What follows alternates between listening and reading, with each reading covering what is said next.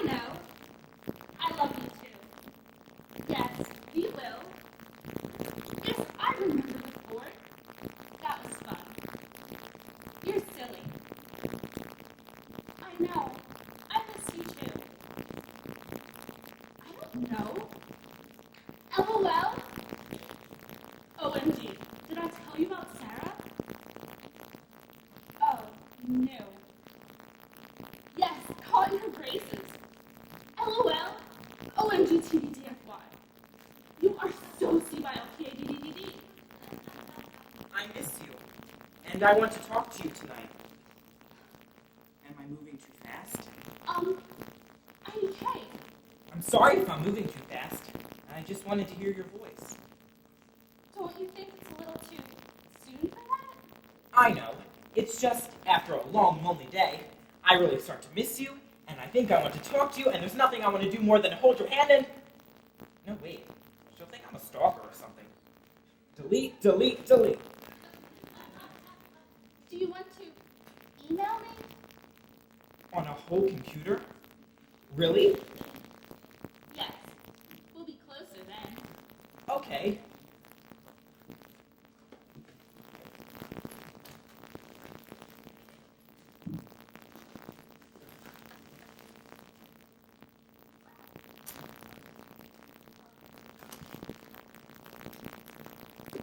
Hi. This is nice, isn't it? Yeah. Are you sure it's okay if I email you? Yes. I feel close to you. I love your font. Aw, thanks. Your background was really pretty tonight. Do you mean that? Yes, I really do. Thanks. You're sweet. Do you want to look at the stars? They're so romantic. They make me feel like I could see forever. I love how they sparkle and how bright they are on a clear night. Okay. Okay. Go to www.starsofpeacenight.com and select Sparkle and Clear. It should take a few seconds to download. Pretty, sparkle, clear. Okay. Wow.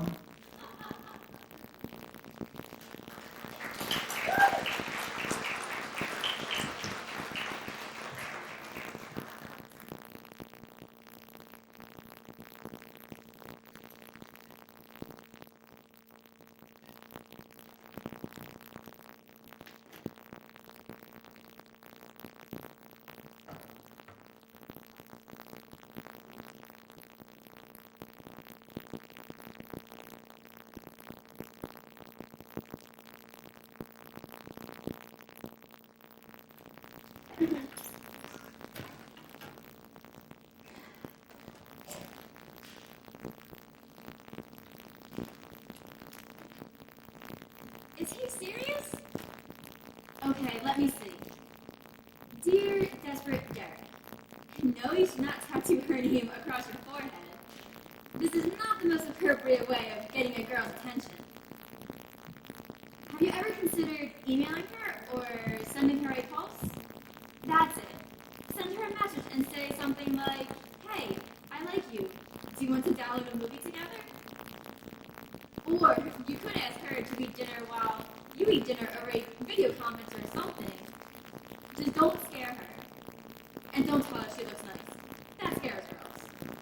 Walking right up to her and saying hello is a bad idea. I mean, what are you doing looking at her before you're even together? Do you want to be a stalker? And forget about the tattoo. I know it's scary emailing a girl on a first date, but you have to get some self-control for God's sake. Sincerely, Natalie. Natalie, isn't your class beginning soon? Yes, Mom. I just had to finish sending this post. I think I just helped avoid a catastrophe for Desperate Derek. Oh, you're still running that column. Yes, Mom. I don't have to tell you how I feel about it, I suppose. No, you've already told me 78 times this week. Humorous, dear. Humorous. It's just that I don't understand why you need to try to give advice and counseling when there are predictors to show people what they need to do. Oh, so you are going to tell me about it then? Well, Desperate Derek, whoever he is, Didn't have the sense to put the risk factors and the data into his predictor, first of all. Second of all, I like helping people. You should see how many people write into the column and tell me that they didn't trust the predictors and they needed my advice. Didn't trust the predictors? Natalie, I think you'll find that kind of silliness goes away when you get older. Maybe you could get a job helping kids learn to use their predictors, to weigh the risk and consult the data, and wait for it to tell them what to do. Mom, I don't want you to plug numbers into a machine. Why not? And excuse me if my job isn't good enough for you, princess. Mom, I didn't mean... I don't know, Mom. Your job is different. Of course you put the data in. I don't know. I guess I just feel that there's a difference with people. People's lives aren't data you can just put into a machine and wait for the answer to come out.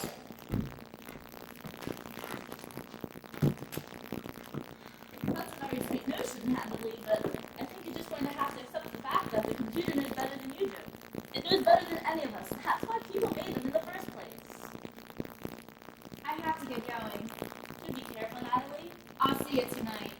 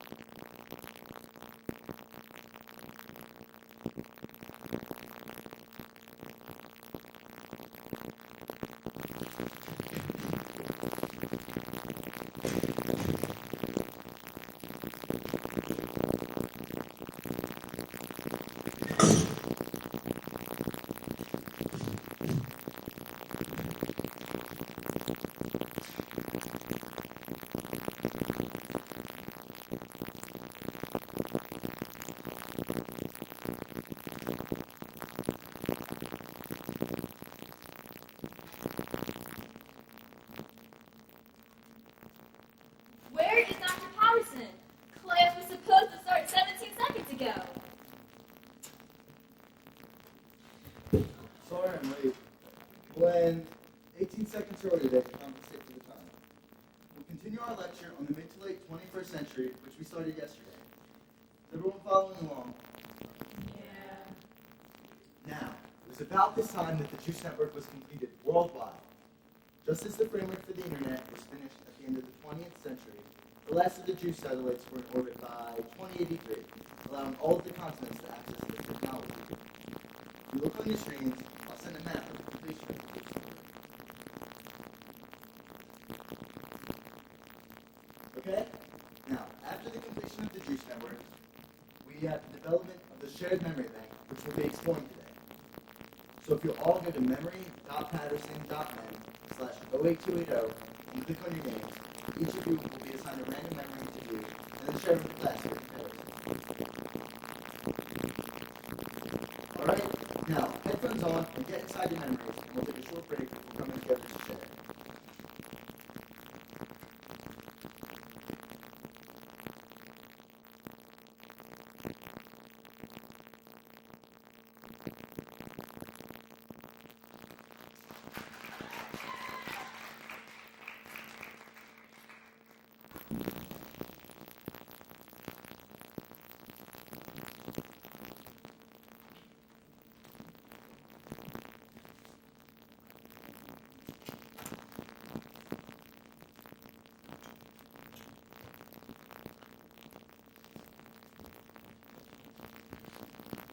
Are you using that?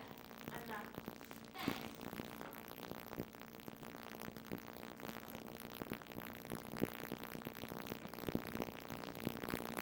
Sarah, What kind of memory did you get, Natalie? nothing much. A little more than 100 years ago. What was it? I don't know. It's hard to tell. Maybe the juice will leak inside there. really fixing me? It was unusual, yes. So what memory did you get? I got the War of 28 Years. That was short, right? I remember reading somewhere that it was short. Only a day. The first computer war. The first war without soldiers, I think people said. Couldn't wait for the human reaction time. It would have taken too long. All of the targets for the bombs and missiles were decided in less than a second. All from the programs the Army wrote. It was over before anyone even knew it started. That must have been an awful memory to watch. It was clean and neat in a way, like a blast of light and smoke, and a bunch of news coming in on everyone's pulses and TVs. If you were in one of the cities, you'd probably die. But most people went to the country when there was talk of war coming. 5 or 6 families were bunkered in farmhouses. Everyone went to the mountains and away from cities. I don't know what it was like there. The memory didn't go there. Where did it take you? I was on the edge of the city. Out of nowhere, there was a blast of light and I couldn't see anything. Then there was a hot pain in my chest and I was on the ground. I didn't get anything like that. I saw 2002. You remember that? Yes, now I remember. It was when people first started talking with their computers and the phones. Not everyone had a phone for themselves. There were no pulses, that's for sure. You saw this? Yes, it was odd and uncomfortable. People would ask you things instead of downloading your profile. And strangers would ask you for things like directions or where things were. I guess this was before the global positioning chips they put in babies now. My grandma told me when she had to get it implanted in 2035 or something. She said it hurt a lot, and a lot of people didn't like it. But then the government... Everyone has to now.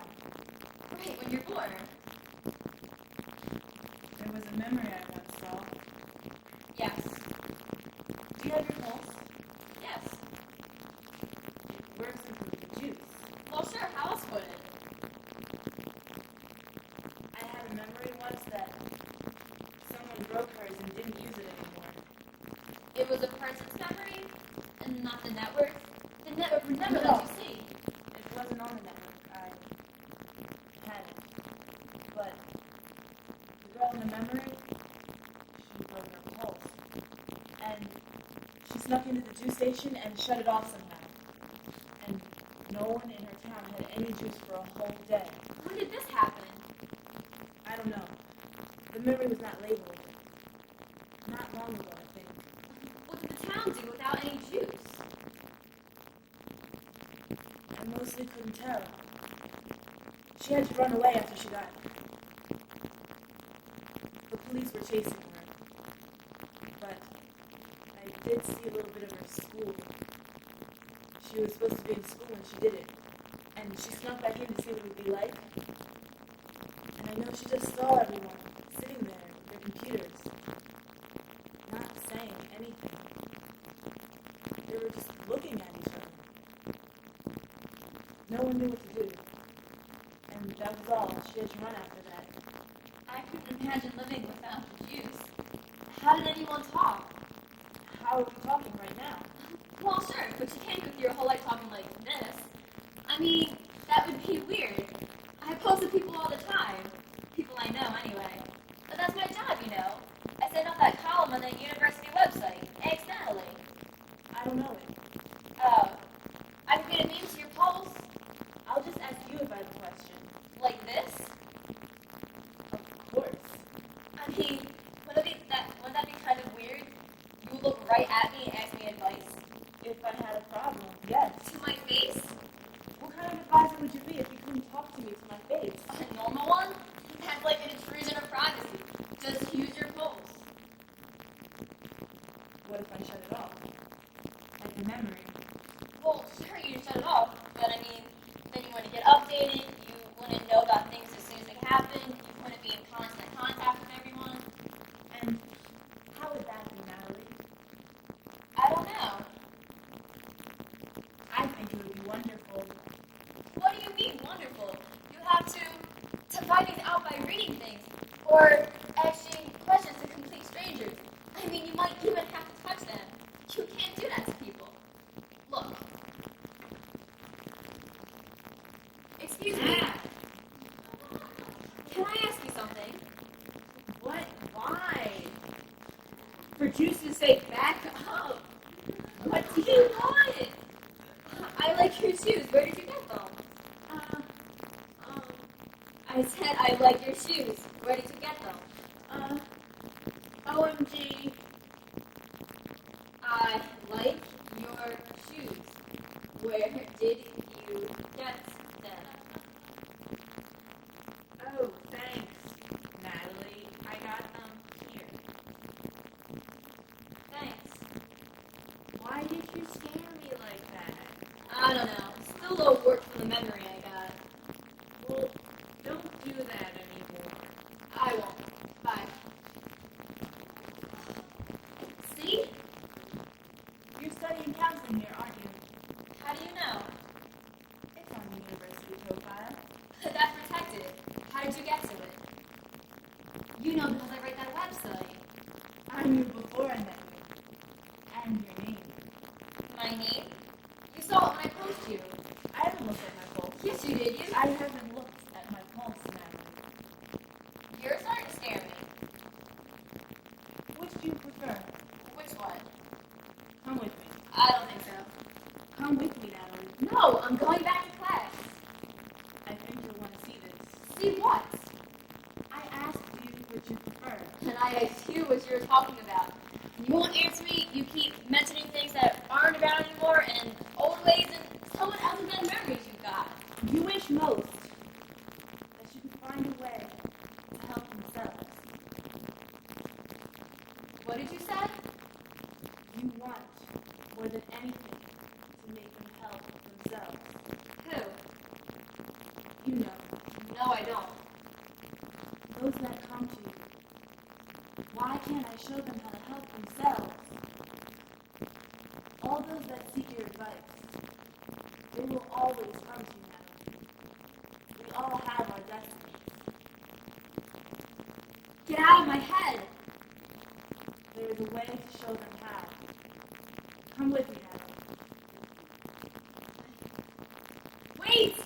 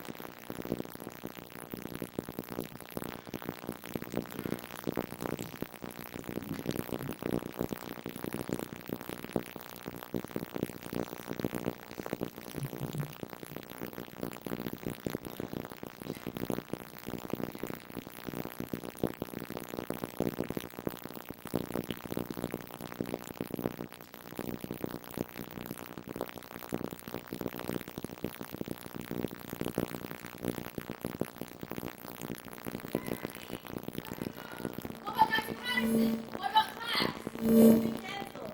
What are you, a future predictor? No, we all are. You're telling me we're all fortune tellers. All future makers.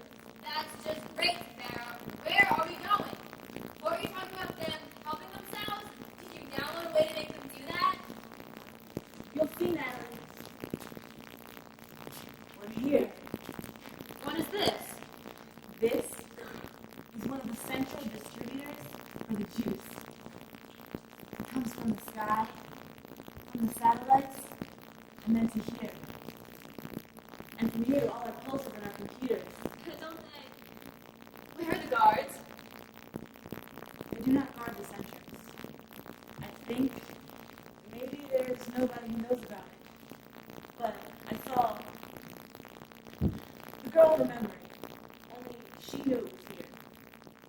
I don't know how she knew, but this place is from the old days when they were the old wars.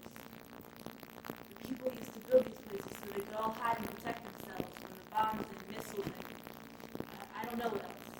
But they could hide here because couldn't get them when they were underground. Why did you bring us here, DeFera? To see if it can be the old way again. The girl in the memory? Yes, I must. I have dreamt about her too many times. And for you two, Natalie, to speak to them closely, to hold their hand, to look into their eyes, to show them what used to be. No, I can't do that. No one will listen to me if I don't show them. They need to see it on the predictors. They don't want to talk to me. All inventions of your fear, Natalie. So much more than we see is real. Wait!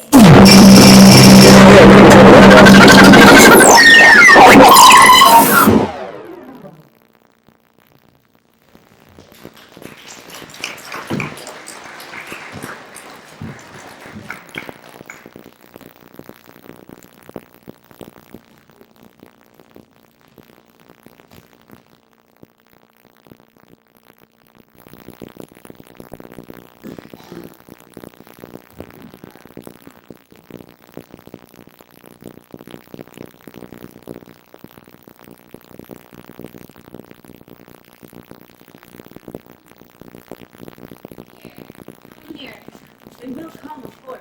Who? You mean the police? Yes, the government police. It's fine. I think we'll be here okay for... What did you do? Why did you make me do this with you? My pulse isn't working, DeFera. I don't have any juice. Does anyone? No, not for now. What are we going to do? You're right, they are going to come. They're going to know it was us. They'll trace it. They've got it recorded. They'll find your fingerprints. They're going to know it was us. How's anyone going to talk now? Like this? Like this? No, it can't be. But you have been to me. I don't know why I can talk face to face. I just always could. It never bothered me, but most people don't like it. You saw the way that girl. Now you've let loose. What? Inside you. It's out. What's out? Your voice. You have spoken to me, and it has reached me. It has reached my ears, not my screen or my eyes. It has reached my ears. Loose? I let it loose? This is the way it was, wasn't it? Before all the juice. Before all the power. I don't know, Natalie. I was not there. Nor were any of us. All we have are the wisps of memories that some have seen. They spoke it. They talked to each other and sat next to each other and could hold each other's hands and hear their hearts beating. They must have sat so close. Why did you get me into this? You didn't have to do it. You wanted to know, so I told you. But you wanted to see, didn't you? You wanted to see what it would be like without the juice. I didn't want this. Why not? Because we've never done things this way. Is that the only reason, Natalie? Are you afraid? You are shaking off balance, but I think you find it easy to be this way. Natalie? Is that you? Natalie? Mom? Oh, Natalie, my child. Thank Earth you're here. And okay, right? You're okay? I'm okay. Natalie, something horrible has happened. I don't know how to tell you this, but there's no more juice. Everything is off. I know, Mom. You do? I see. You noticed it too. I don't know how it happened. I was at work putting in the data like I always do, and Mom, and everything was gone. It all turned off. That never happened before. Nothing works. My phone is dead. The computer won't turn on. The climate adjuster is off, and I'm starting to smell the air from outside, Natalie. I don't think I can take it anymore. Mom, it's okay. You're breathing. And who's this? My name is DeFera. I'm in school with Natalie. Oh, you poor child. Are you frightened? Don't be frightened. I'll protect you. Here, have a nice, calming memory of mine. Mom? It doesn't work. I've forgotten already. Would you like a pillow? No, that's okay. I'm sorry. I don't know what to... okay. Just keep breathing. Yeah, I can breathe. It smells so strange. like, like grass and mixed spray. Like what they always said the ground smelled like. It smells so fresh.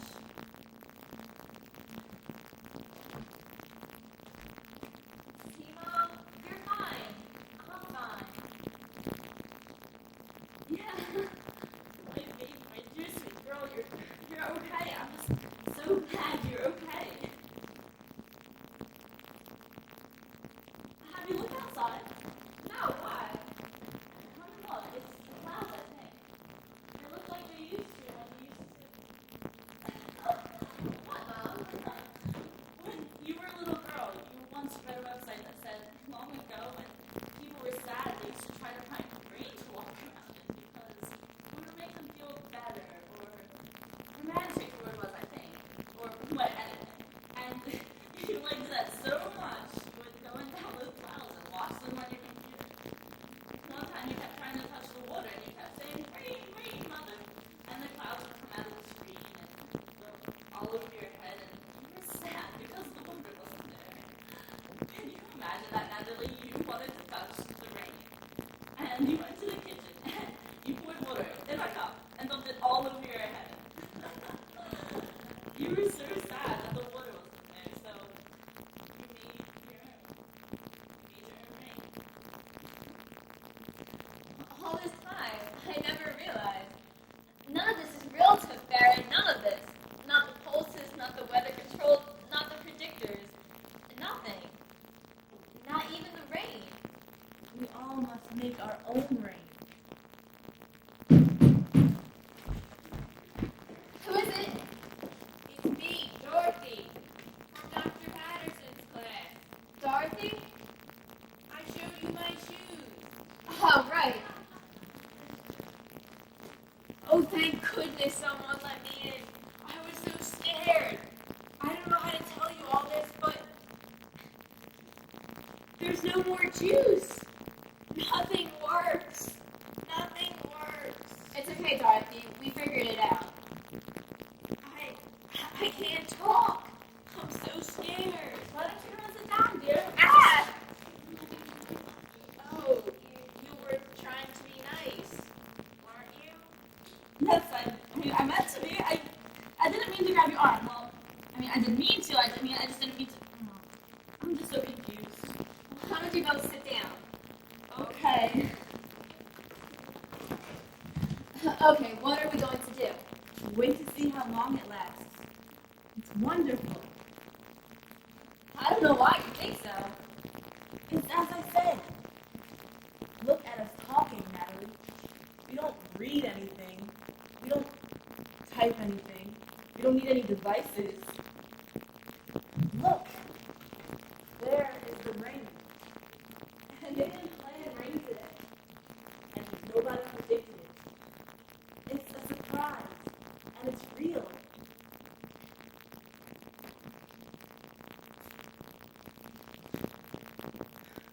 For once, this is real rain. It looks different than usual. They're coming for me. How do you know? Because they came for her. In the memory. They don't know you're here. Yes, they do. They always know more about us than we wish they did. Mom, Yes, dear. if anyone needs to hide in this building, where could they? Hi. What on earth for? To bear is afraid. No, I'm not, Natalie. Well, I am. Natalie, what's going on? Does this young lady know anything about what's happened? No, we just know what anyone else does, which is nothing. I mean, I had a memory like this once. What? You had a rogue memory? They would never let something like that on the memory network. It was given to me. I didn't know what it was. Oh, but you had a rogue memory. Then you know something about what happened. Something, man. We will be okay without the juice. Better, I think. What? Oh no. How can you even say say such a thing. The juice gives us everything we ever wanted. It lets us talk to each other. It lets us know everything as soon as we want to. It lets us have whatever we wanted. It gives us our lives. It lets us see what will happen so we don't have to make any mistakes. It lets us select our weather. It lets us pick our babies. It gives us our lives. Alright, we should all just... Didn't people live before? Didn't people speak to each other and feel and love? All we do is tremble and fear at what might happen. It might rain. It might be a girl and I wanted a boy. So we know everything and we control everything. But you know what? For everything we know, we lose the excitement that comes out of not knowing. And for every time, we make sure nothing can happen out of our control. We lose any shred of awe for anything. And we end up losing the things that make life worth living in the first place. That's why I don't want the juice. And that's why I don't need this.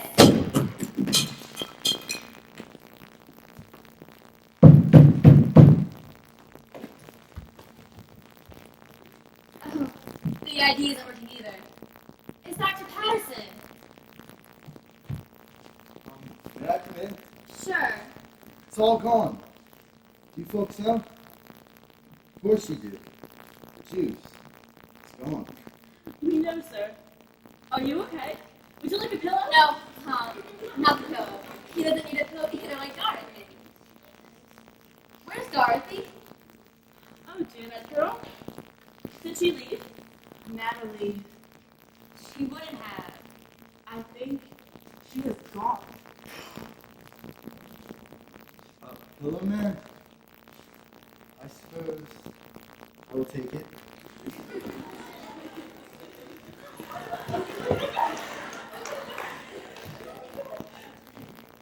Thank you.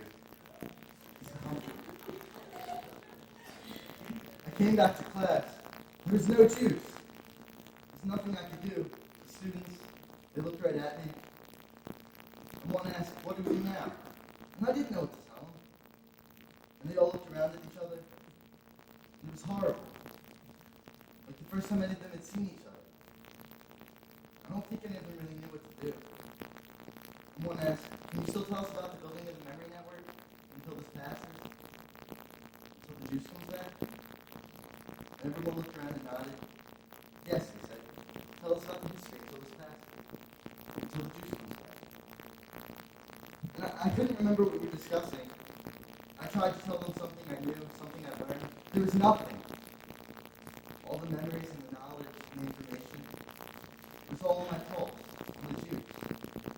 It wasn't inside me. It wasn't real. Well, we still needed you to tell us about it, didn't we? I'm nothing.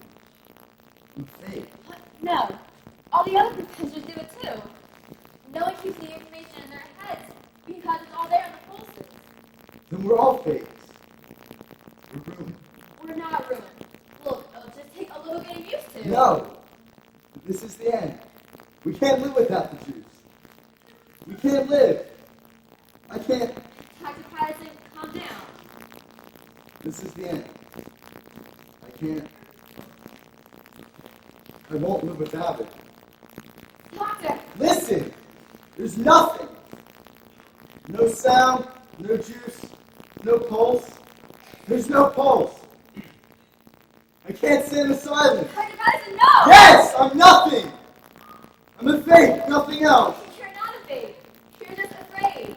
And I am too. But it's okay to be afraid, I think. You think that there's nothing that can save you, but I don't believe that. This is just different. You're more than welcome to pull, Dr. Patterson. No. Look at me. Hold your hand up. Nothing can save us. Hold it out to me. That's it. Do you feel that? What? That's my pulse.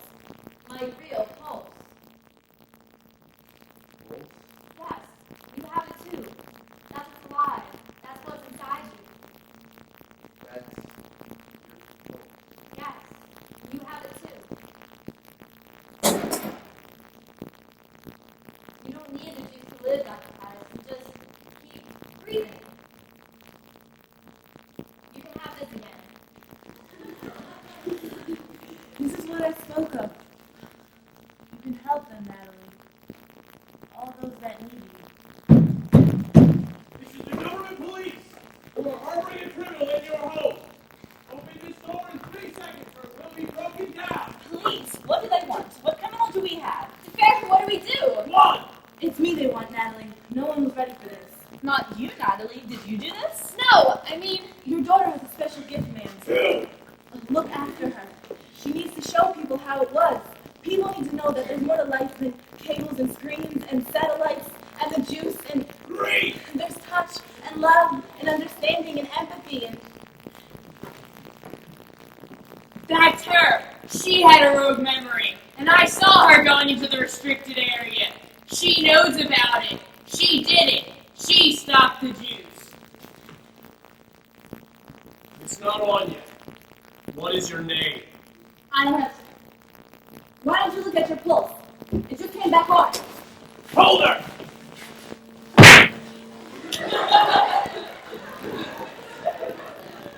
You want to come with us. If you resist, you will be electrically convinced to come with us. You will answer everything that we ask you. If you do not, you will be forced to answer by any means necessary. You understand us. Take her away. Sarah!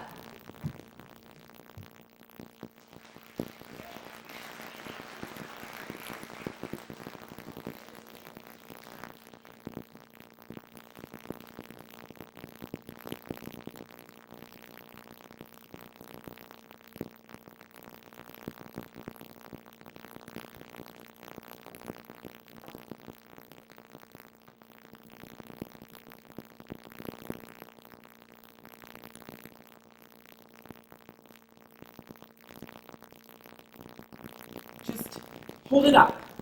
Maybe it will work this time. Nothing.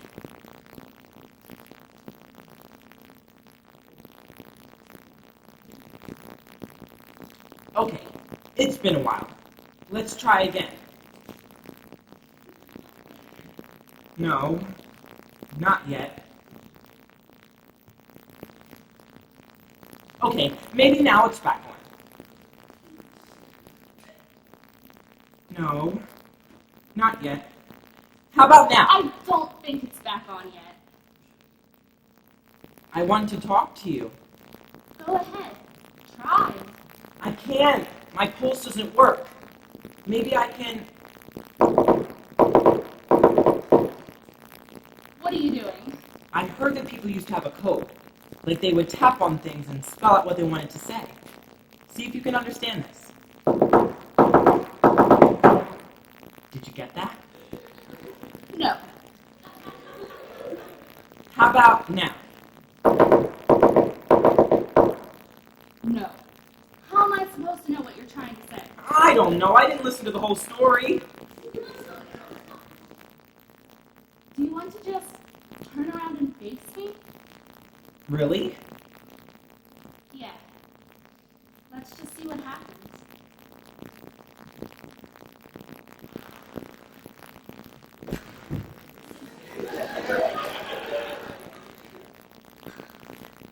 How long has it been? I think it's been a day. Or 2. 3 at the most. 3 days without juice. It may not have been that long. I could have counted wrong.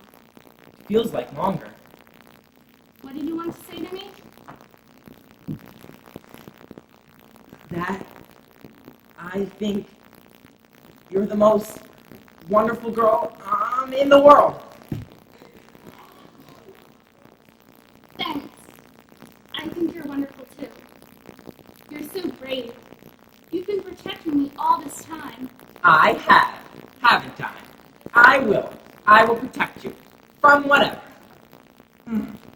There's not much to protect you from, really. No, but it's nice that you're here. I'm gonna go make sure everything's safe. No, wait. Just stay here with me.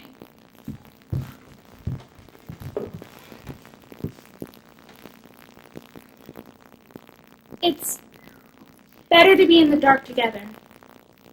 It's better to have you here. Let's just keep waiting. Okay. For what? The juice. It's going to come back. Do you want it to? Yes.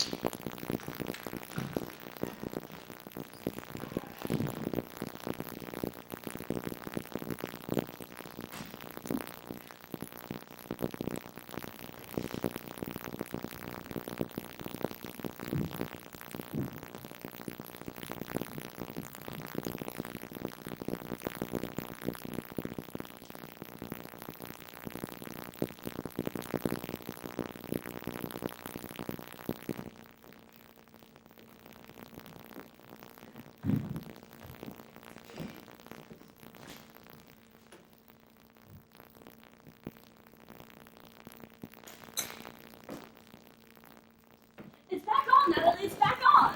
It is? Oh, good. Here, look. It says there's a temporary malfunction because of a solar flare. The energy interfered with the satellites. Well, that was certainly a scare. Yeah, right. A solar flare. That's not what it was. What? What was it then? Not that young girl. Your friend. No, I guess it wasn't her. Then why are you sad? Everything's back to the way it was, and the way it should be. Mom, did Grandma ever tell you what it was like before the juice? No, honey, she didn't really remember. She was just a young girl when they wired the world, and by the time she was in school, they already had the weather adjusters. Oh. What do you think it was like? I don't know. I imagine you had to do a lot of unpleasant things. You had to talk to strangers face to face. Well, you had to do it with Dr. Patterson. You did. Good job, Mom. It was so unusual. It felt terribly awkward. But you were very brave to come and down like that. You shouldn't have had to do that. Why not? It was good, Mom. I helped him. Well, you didn't know if it was going to work. Now, if you just had a predictor, you could have shown him that it was going to be okay and that he was going to find a way through this terrible day. But that's just it, Mom. I didn't need to show him. I convinced him. I made him help himself. Well, it's like I said, dear. You're not as good as a computer. No one is. I think there was a time where that wasn't the way of things. You've always liked people so much. Really, I never understood it. I mean, if the world was left up to people to run things, where would we be today? I mean, do you really want to put your trust in people? Yes. Oh, Natalie, you'll understand when you're older.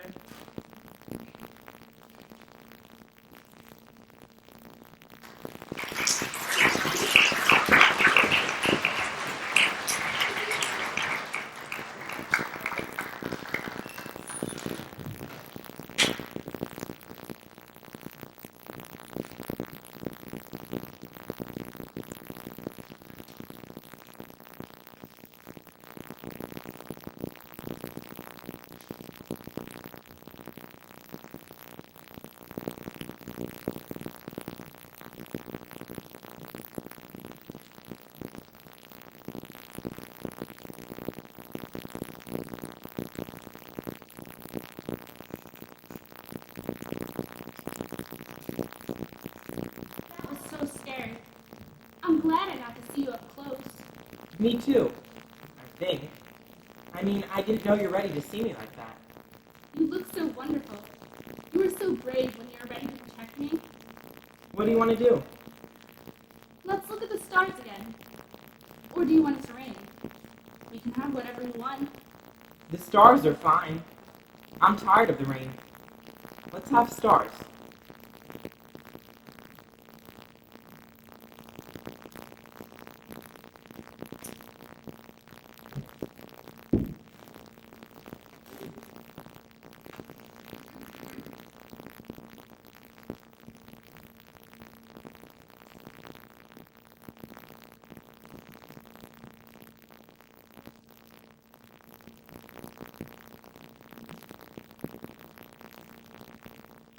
What are you looking at?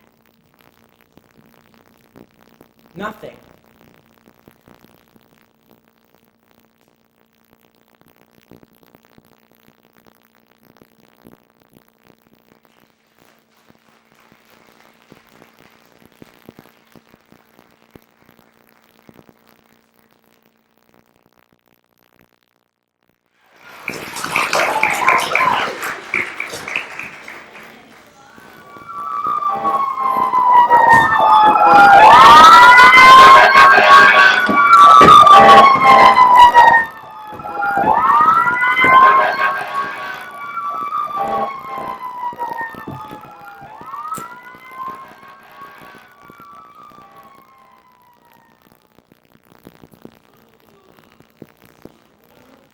Can't even light a cigar anymore without thinking a house is on fire.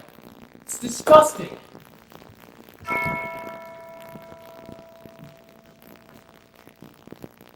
Fellow citizens we, guardians of the city, Watchers, listeners, friends of the friendly town, Which pays our salaries? uniformed, equipped, we guard your homes, patrol your streets.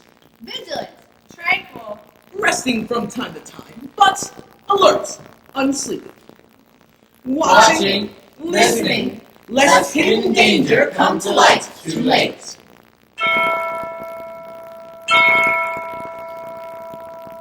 Much goes up in flames, but not always because of fate. Call it fate, they tell you, and ask no questions. But mischief alone can destroy whole cities. Stupidity alone Stupidity, all too human. can undo our citizens, our all too mortal citizens.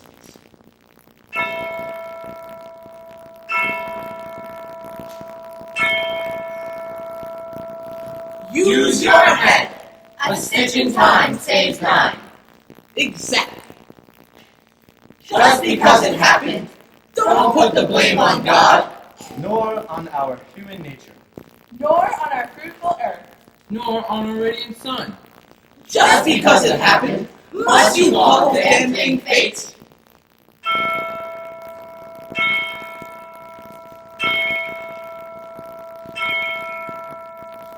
Our watch begins.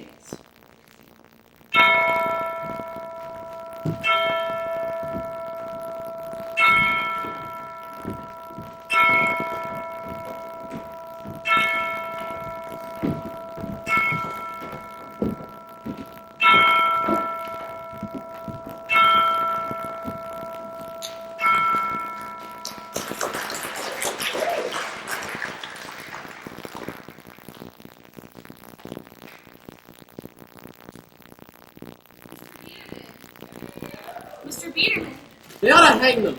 I've said so all along. Another fire. And always the same story. Another peddler shoehorning his way into somebody's attic. Another harmless peddler. They ought to hang every one of them. Mr. Biederman, the peddler, he's still here.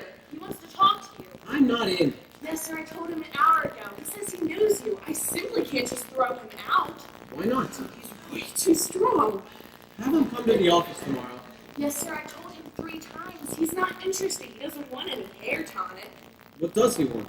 Kindness, he says. Humanity. Have him wait in the hall for me. If he's selling suspenders or razor blades, I'm not inhuman, you know, Anna. They mustn't come in the house. I've told you that 100 times. Even if we have 3 vacant beds, it's out of the question. Anyone knows what this sort of thing can lead to these days.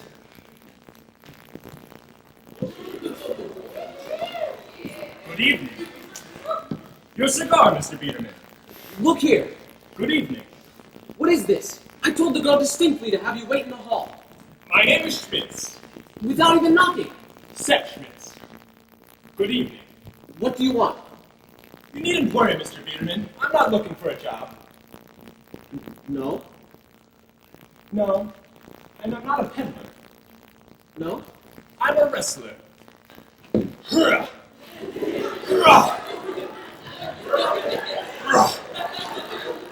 I mean, I used to be. And now? Unemployed. Don't worry, sir. I'm not looking for a job. I'm fed up with wrestling. I came in here because it's raining hard out there. It's warm in here.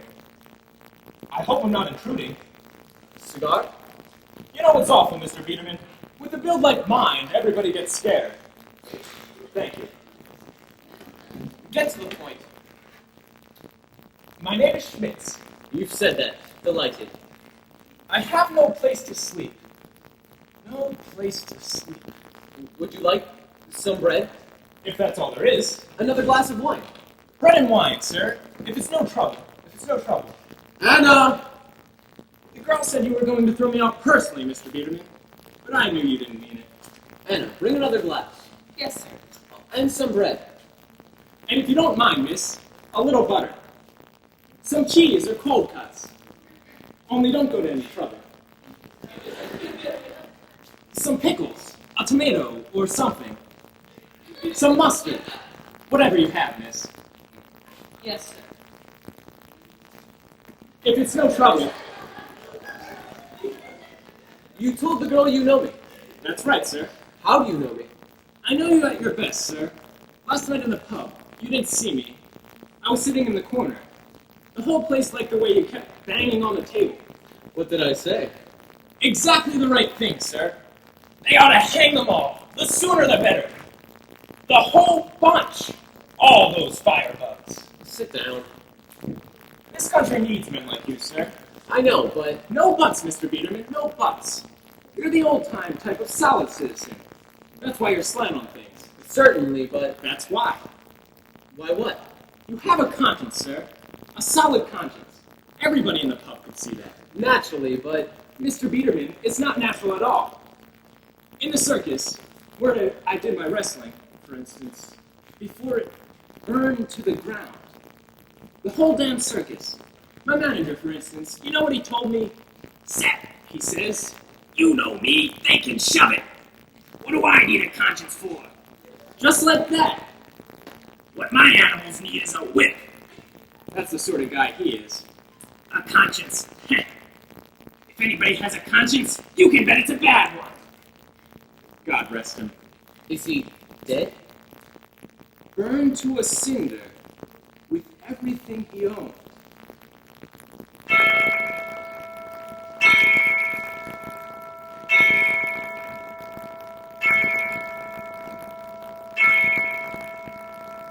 I don't know what's keeping that girl so long.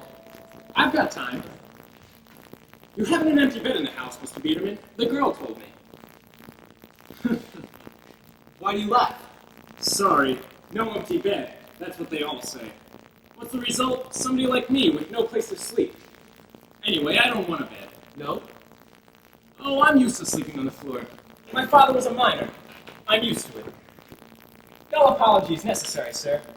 You're not one of those birds who sounds off in public. When you say something, I believe it. What are things coming to if people can't believe in each other anymore? Nothing but suspicion all over. Am I right? But you still believe in yourself and others, right? You're about the only man left in this town who doesn't say right off that people like us are firebugs. Here's an napkin. Or am I wrong? People don't believe in God anymore. They believe in the fire department. What do you mean by that? Nothing but the truth. We have no cold cuts. This'll do, miss. This'll do fine. Only you forgot the mustard. Excuse me. Hey. You don't get a reception like this every place you go. Let me tell you, Mr. Biederman, I've had some experiences. Somebody like me comes to the door, no necktie, no place to stay, hungry. Sit down, they say, have a seat.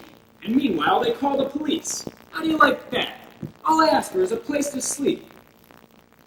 A good wrestler who's wrestled all his life. Somebody who's never wrestled at all comes in and grabs me by the collar. What's this, I ask myself. And I turn around just to look, and first thing you know, he's broken his shoulder. That's how it goes these days. You can't open a newspaper without reading about another arson case. And it's always the same story. Another peddler asking for a place to sleep, and next morning the house is in flames. I mean to say, well, frankly, I can understand a certain amount of distrust. Just look at this. I saw it. A whole district in flames. Just read that. Is this wine Beaujolais? Yes. Could be a little warmer. Apparently, the fire was planned and executed in the same way as the previous one. Isn't that the limit? That's why I don't care to read newspapers. Always the same thing. Well, yes, naturally. But that's no answer to the problem, to stop reading the papers. After all, you have to know what you're up against. What for? Why, because. It'll happen anyway, Mr. Biederman. It'll happen anyway. You think so?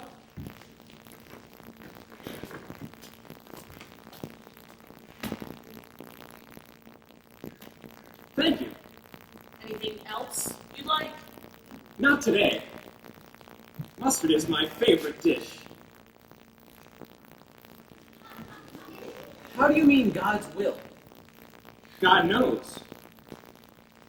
Expert opinion is that the fire was planned and executed in the same way as the previous one. Mr. Biederman.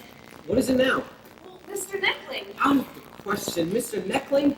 Well, he wants to talk to you. He says Out of the question! he simply can't understand you. Why must he understand me? Well, he has a sick wife and 3 children. Out of the question! Mr. Neckling? Mr. Neckling? Let Mr. Neckling leave me alone, damn it! Or let him get a lawyer. Please, let him. I'm through for the day, Mr. Neckling. All this to do because I gave him his notice? Let him get a lawyer, by all means. I'll get one, too. Royalties on his invention. Let Mr. Neckling get a lawyer or stick his head in the gas stove. If Mr. Neckling can afford indulging in lawyers, please, let him. Tell Mr. Neckling I have a visitor. Excuse me. This is your house, Mr. Biederman. How's the food? Who would have thought you could still find it these days? Mustard? Humanity, Mr. Biederman. Here's what I mean. You don't grab me by the collar and throw me out in the rain. That's what we need, Mr. Biederman. Humanity. You mustn't think I'm inhuman, Mr. Schmitz. Mr. Biederman. That's what Mrs. Neckling thinks. Would you be giving me a place to sleep tonight if you were inhuman? Ridiculous. Of course. Even if it's a bed in the attic. Now our wine's the right temperature. Police? My wife. Come along, Mr. Schmitz. But mind you, no noise. My wife has a heart condition.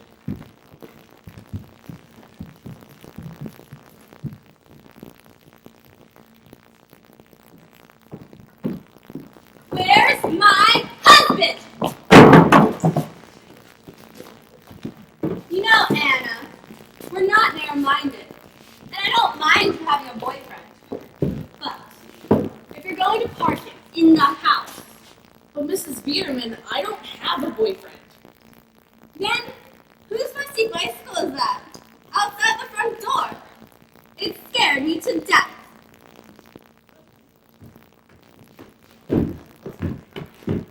Come on. Here's the light switch. If you get cold, there's an old sheepskin around here somewhere.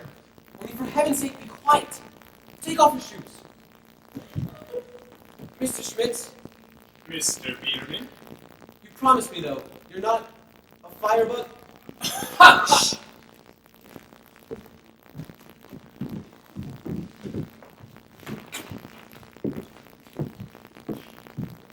Gottlieb, my husband, promised to go up to the attic every evening, personally, to see if there's any firebug up there.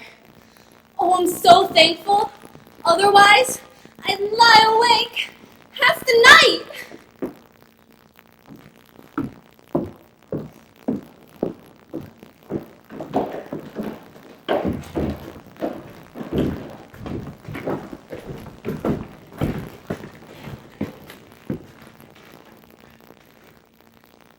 Fellow citizens, we, shield of the innocent, guardians ever tranquil, shield of the sleeping city, Standing.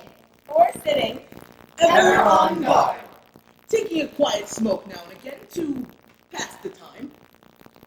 watching, listening, lest malignant fire leap out above these cozy rooftops to undo our city. Everyone knows we are here, ready on call. Who turns the lights on at this wee small hour? Whoa! Nerve shattered! Uncomforted by sleep, the wife appears. Somebody coughed. Golly! Did you hear that? Somebody's there. That's men for you. A sleeping pill's all they need.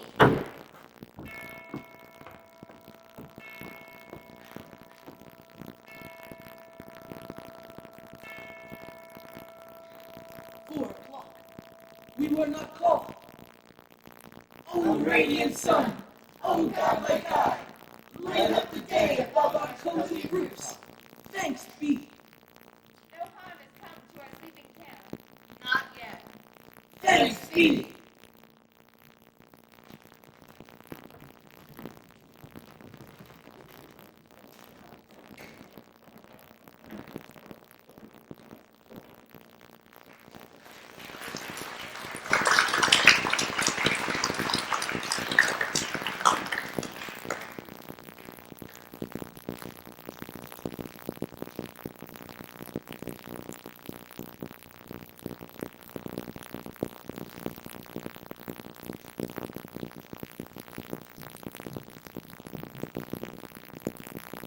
For the last time, he's not a fireman. I asked you myself quite frankly. Can't you think of anything else in this world that you're firebugs? You're not quite on your side. I'm not yelling at the vets, I'm merely yelling. If everyone goes around being everyone else's arsonist, you've got to have a little trust in people, the vets, just a little. I don't agree. You're too good-hearted, Godly. You listen to the promptings of your heart, when I'm the one who can't sleep all night. I'll give him some breakfast, then I'll send him on his way. Do that. In a nice way, of course, without offending him. Do that. I have to see my lawyer. Why? Did you give Neckley his notice? I don't need him anymore. But you were always so pleased with him. That's just what he's presuming on now. Royalties on his invention. That's what he wants. Invention. Our hormone hair tonic is merchandise, that's all. It's no invention. All those good folk who pour our product on their domes could use their own piss for all the good it does them. Godly beer mine. It's true, though. You're right. I'm too good-hearted. But I'll take care of this neckling. Good morning, everybody. Mr. Schmitz. Call me Seth. I have to go. I'm sorry. My wife will speak with you. Good luck. Good luck, Seth. Good luck, Gottlieb. That is your husband's name, isn't it? Gottlieb? How did you sleep? Thank you, madam. Kind of freezing. I made use of the sheepskin, though. Reminded me of the old days in the mines. I'm used to it. Your breakfast is ready. Really, madam? No, really, You must pitch in, Seth. You have a long way to go, I'm sure. How do you mean? Would you care for a soft-boiled egg? Sure. Anna! I feel right at home, madam. 2 soft-boiled eggs. Yes, ma'am. 3.5 minutes. Miss. Good morning. Morning. The look she gave me. If it was up to her, I'd still be out there in the pouring rain. Mr. Schmitz, Yes? if I may speak frankly, Your hands are shaking, madam. Mr. Schmitz, What's troubling you? here's some cheese. Thank you. Marmalade? Thank you. Honey? One at a time, madam. One at a time. Well, Frankly, Mr. Schmitz, just call me Seth. frankly, You'd like to get rid of me. yeah. No, Mr. Schmitz. No. I wouldn't put it that way. How would you put it? Tilsit cheese is my favorite dish. Madam thinks I'm a firebug. Please don't misunderstand me. What did I say? The last thing I want to do is to hurt your feelings. Even your manners, Mr. Schmitz. I'm not complaining. I know. I have no manners. That's not it, Mr. Schmitz. I smack my lips when I eat. Nonsense. That's what they used to tell me at the orphanage. Schmitz! Don't smack your lips when you eat! You don't understand me. Really, you don't in the least. I'm going. Mr.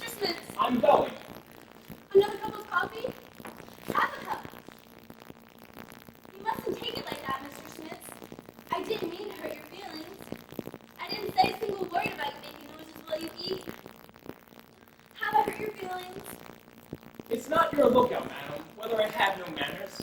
My father was a coal miner. Where would people like us get any manners? Starving and freezing, madam, that's something I don't mind. But no education, madam. No manners, madam. No refinement. I understand. I'm going. Where? Out in the rain. No. I'm used to it. Mr. Smith. Don't look at me like that. Your father was a miner. I can understand it.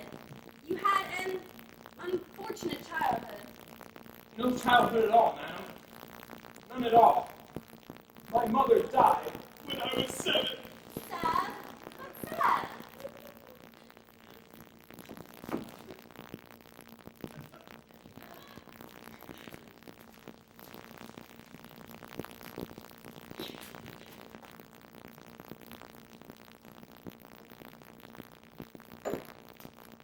Anything else you'd like?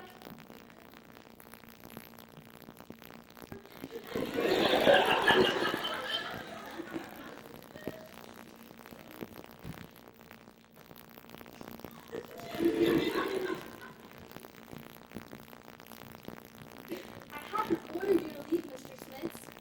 I never said that. After all, what did I say? You don't understand me. Really, I mean it. Won't you believe me? Come, Seth. Finish eating. What do you take us for? I haven't even noticed that you smack your lips when you eat, honestly.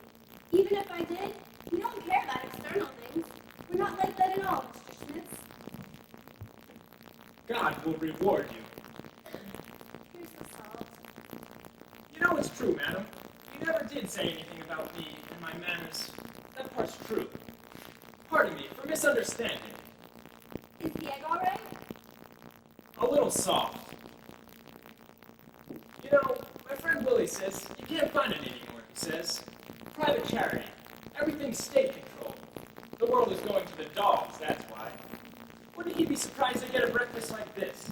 Wouldn't he open his eyes, my friend Willie? That could be him. Who is Billy? You'll see, madam. Willie's refined. Used to be waiter down at the Metropole. Before it burned to the ground.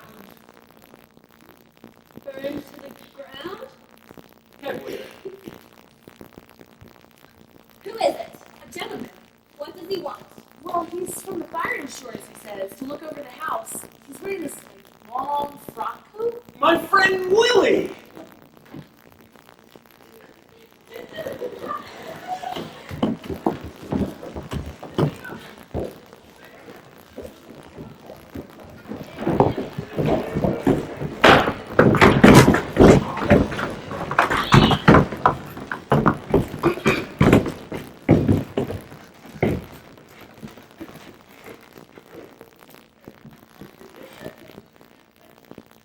Now 2 of them dismissed.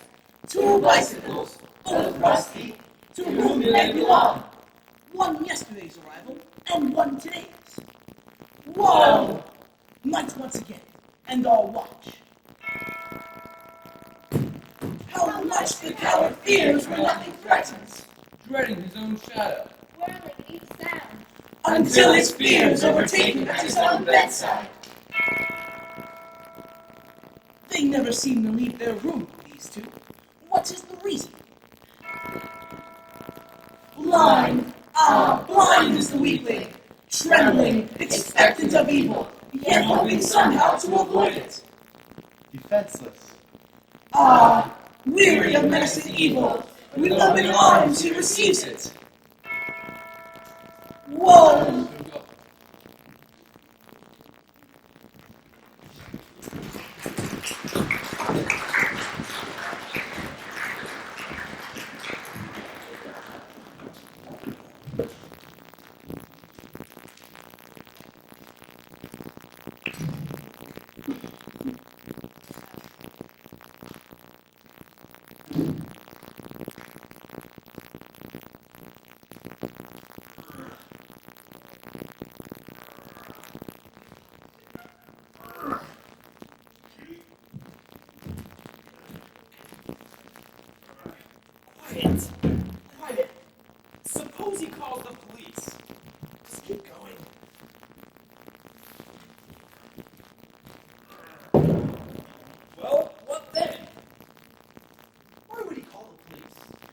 Why not? Because he's guilty himself, that's why. Every citizen above a certain income is guilty one way or another. Have no fear. It's morning. Bedtime. Open up in there! Open up, I say! That's no call for breakfast. Open up in there immediately! He was never like that before. Mr. Schmitz! Mr. Biederman, Mr. Schmitz! I hope the noise didn't wake you. Leave this house! I said leave this house! When? At once! Or my wife will call the police, and I can't and won't stop her. I said leave this house and I mean it. What are you waiting for? I'll have no discussion about it. Did I say anything? If you think you can do as you like here just because you're a wrestler, a record like that all night, out I say, get out! He was never like that before. My name is Eisenring. What's the meaning of this? Willie Maria Eisenring. Why are there two of you suddenly, without even asking? There, you see? What's going on here? Didn't I tell you? Didn't I say it's no way to act, Seth? Where are your manners? Without even asking, suddenly two of us. I'm beside myself. There, you see? That's what I told him, Mr. Biederman. Didn't I? Where do you think you are? Let's get one thing straight, gentlemen. I am the owner of this house. I ask you, where do you think you are? Answer the gentleman when he asks you something. Willie is a friend of mine. And so, We were schoolmates together. and so, And so I thought, what? I thought, You did think! I understand completely, Mr. Biederman. All you want to do is what's right. Let's get that clear. Do you think the owner of this house is going to be pushed around? Seth didn't consult you at all. Not a word. Seth. Not one word. And then you're surprised when people throw you out in the street. Huh. There's nothing to laugh at, gentlemen. I'm serious. My wife has a heart condition. There, you see? She didn't sleep half the night because of your racket. And anyway, what are you doing up here? What the devil are all these barrels? If you don't mind, what are these? barrels. Where did they come from? Do you know, Willie, where they come from? It says imported on the label. Gentlemen, It says so somewhere on them. I'm speechless. What do you think you're doing? My entire attic is full of barrels, floor to ceiling. All the way from floor to ceiling. Ha! I knew it. You had it figured out all wrong, Seth. 6 by 8 meters, you said. There's not 20 square meters in this attic. Mr. Biederman, I couldn't leave my barrels in the street. You can understand that. I don't understand a thing.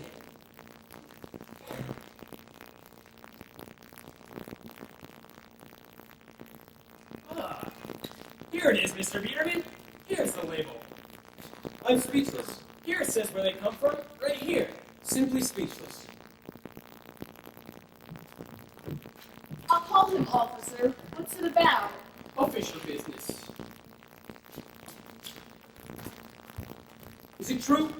Is it true? Is what true? What's printed on this label? What do you take me for? I've never in my life seen anything like this.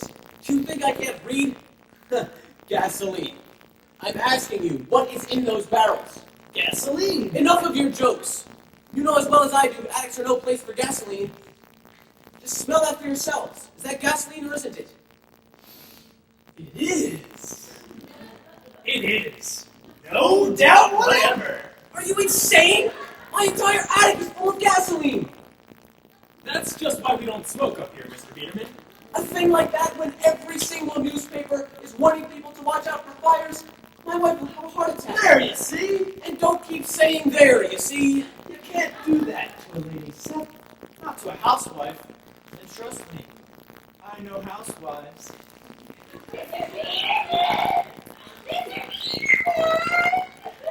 Mr. Schmitz, Mr. Eisenring, if you don't get these barrels out of this house this instant, and I mean this instant, You'll call the police. yes, There, you see? that's my last word. Which word? I won't stand for it, once and for all. I won't stand for gasoline in my attic. I'm coming. Ah, there you are, Mr. Biederman.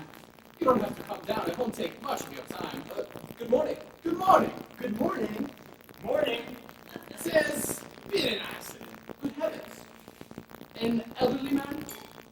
masses used to vote for you. An inventor put his head inside his kitchen stove last night. Neptune, Johann, number 11 Rosgas. Did you know anybody by that name? Perhaps you would rather we talk about this privately, Mr. Beaton. Yes, this doesn't concern these employees of yours. No. If anyone needs me, gentlemen, I'll be at the police station. I'll be right back. Mr. Beaton, Let's go. what have you got into those barrels? These? If I may ask. Hair tonic. Hormatone, science's gift to the well-groomed. Try a bottle today. You won't regret it. Ormatone, Ormatone, Ormatone. Ha! Is he dead? He's a real sweetheart. Didn't I tell you? Only he didn't mention breakfast. He was never like that before. Have you seen the detonator? He was never like that before.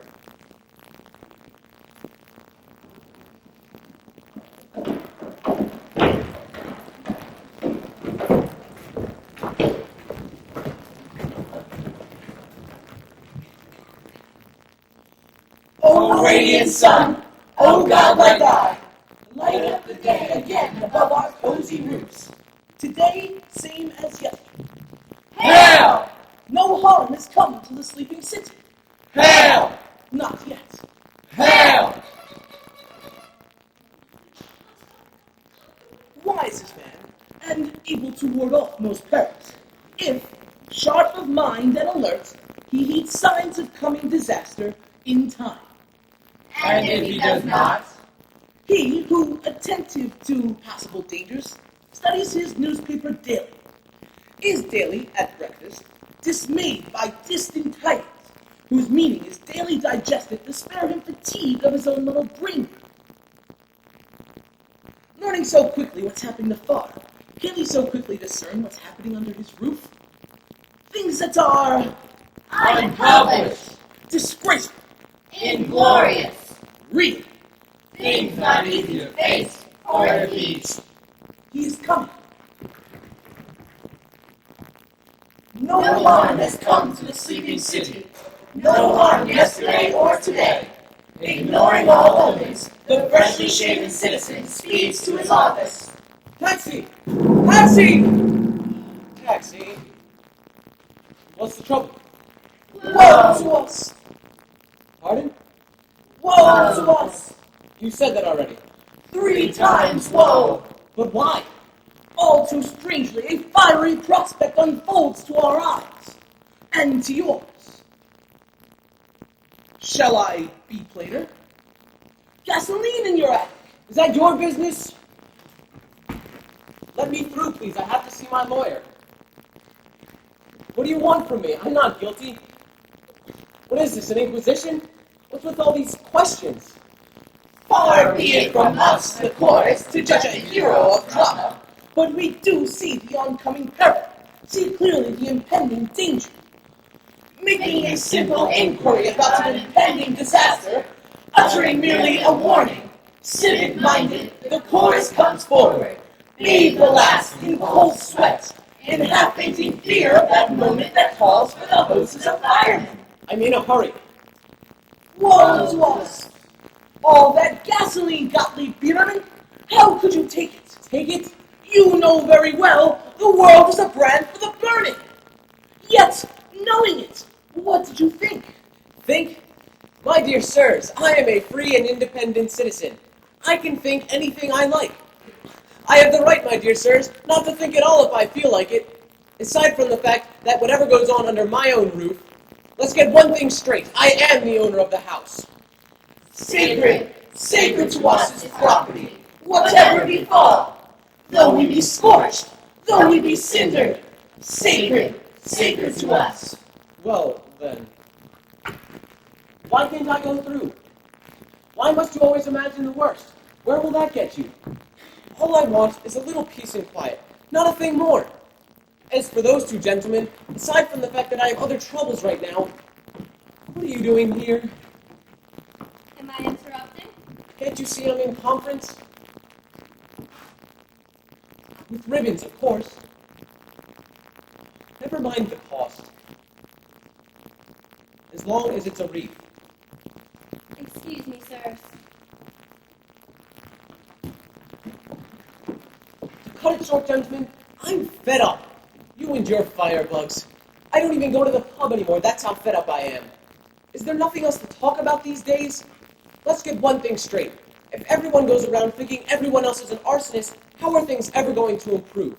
A little trust in people, for heaven's sake. A little goodwill. A little... You can't keep looking at the bad side. Why go on the assumption that everyone else is a firebug? You think I closed my eyes last night for one instant? I'm not an imbecile, you know. Gasoline is gasoline.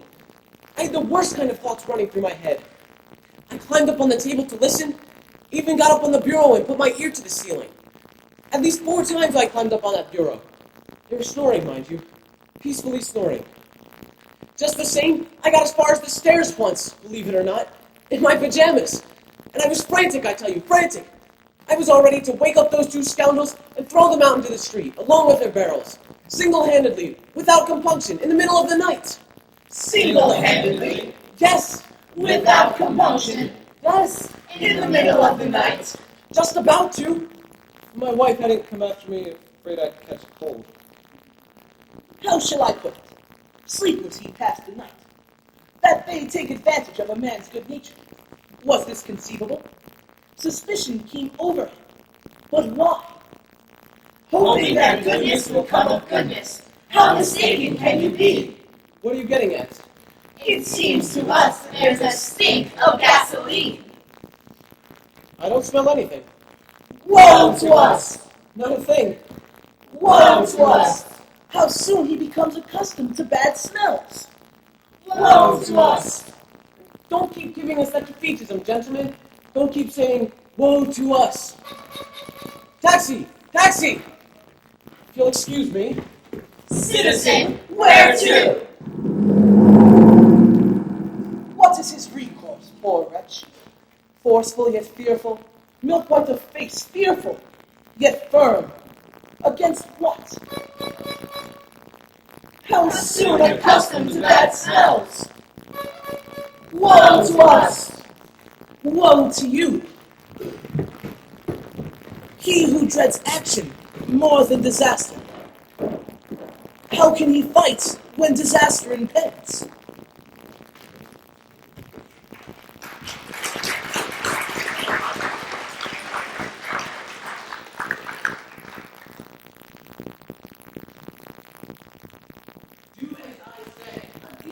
A goose. Why are you taking off your necktie, Gottlieb? If I report those 2 guys to the police, I'll make them my enemies. What good will that do me? Just one match, the house is up in flames. On the other hand, if I invite them to dinner, why What? then, we'll be friends. Just so you know, Anna, you can't have off this evening. We're having company. Step 4 places.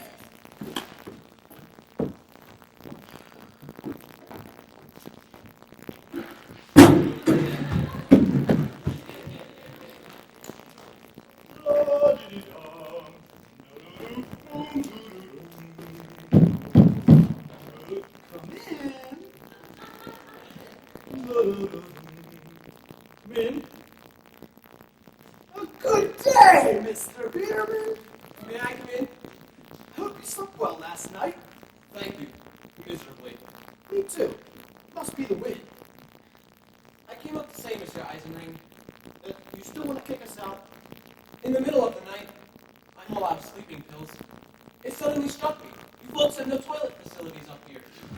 Oh, we use the roof gunner. Well, just as you like. I only thought you might like to watch or take a shower or something. I kept thinking of it all night. You're welcome to use my bathroom. I had Anna put some fresh towels in there for you. Why do you shake your head? Where on earth did he put it? What? You haven't seen a detonator, have you? Well, don't trouble yourself, Mr. Biederman. You know, in jail we had no facilities either. In jail? Didn't Seth tell you I just got out of prison? No. Not a word about it. No. he likes to do is talk about himself. There are such people. Is it our fault, though, that his youth was tragic? Did you have a tragic youth, Mr. Biederman? I did. I could have gone to college. My father wanted me to be a lawyer. Frankly, Mr. Eisenring, I couldn't sleep all night. Is there really gasoline in those barrels? You don't trust us. I'm merely asking. Mr. Biederman, what do you take us for? Mr. Eisenring, you mustn't think I have no sense of humor. Only, your idea of a joke. That's what we've learned. What is? A joke is a good camouflage. Next best comes sentiment, like when Seth talks about childhood and the coal mines and the orphanages and the circuses and so forth. But the best camouflage of all, in my opinion, is the plain and simple truth, because nobody ever believes it. Come in, come in. Take a seat, please. But, if you are Mrs. Meckling, it's no use. Mr. Beerman wants nothing to do with you. Do sit down, please. But don't get up. Any hopes? I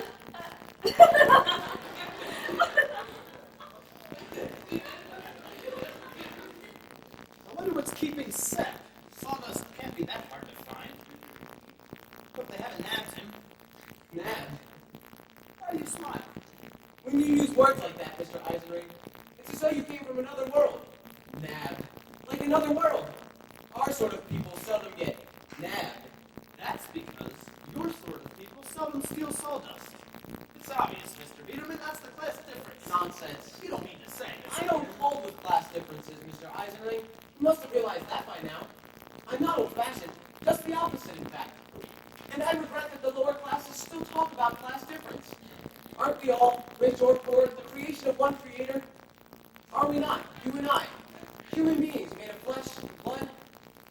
I don't know whether you smoke cigars. I don't mean reducing people to a common level. Understand me. There will always be rich and poor, thank heavens. But why can't we just shake hands? A little goodwill, for heaven's sake. A little idealism. A little... And we'd all have peace and quiet, both the rich and poor. Don't you agree? If I may speak frankly, Mr. Biederman, Please do. you won't take it amiss. The more frankly, the better. Frankly speaking, you oughtn't smoke up here. I can't make the rules for you here. It's your house. Still and all. Of course.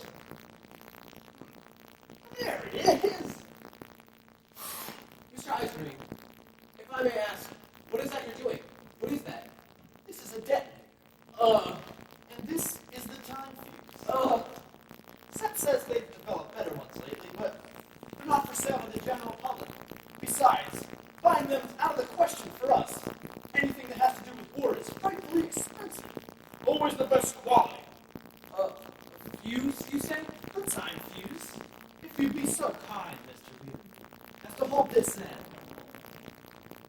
1 second.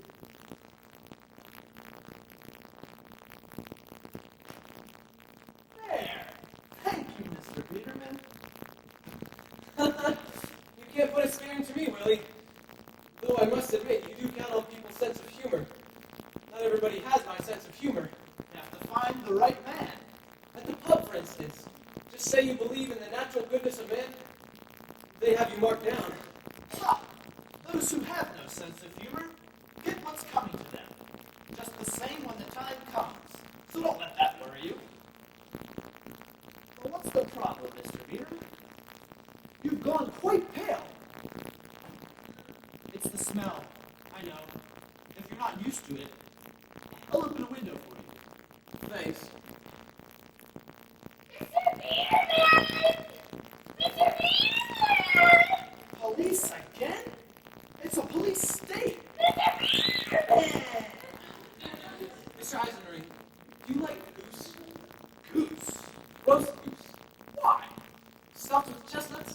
And red cabbage? Yes. My wife and I especially, if we may have the pleasure, if it's not too much trouble, you and Seth, would you like to come to dinner? Today? Or tomorrow if you prefer. Well, we probably won't stay until tomorrow, but today, Mr. Biederman, with pleasure. Shall we say 7 o'clock? Is it a date? It's a date.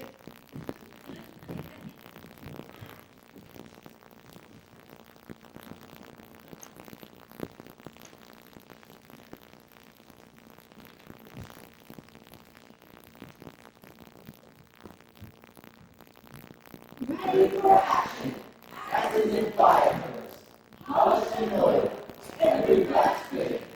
Every man was tested and ready. We'll be facing a high wind. Every man was tested and ready. Our glass fire comes, polished and oiled, tested for pressure.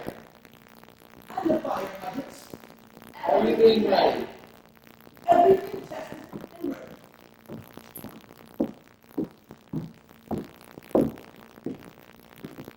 My husband ordered a goose. See?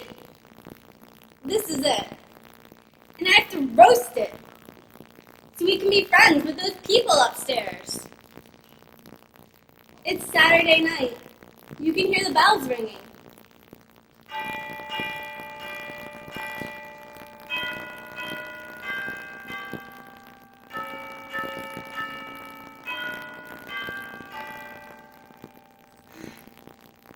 I have an odd feeling, somehow, that this may be the last time we'll overhear them. I'm in. I don't know, ladies, if Gottlieb is always right. You know what he says. Certainly they're scoundrels, Babette, but if I make enemies of them, it's goodbye to our hair tonic. I'm in. Gottlieb's like that. Good-hearted. Always too good-hearted.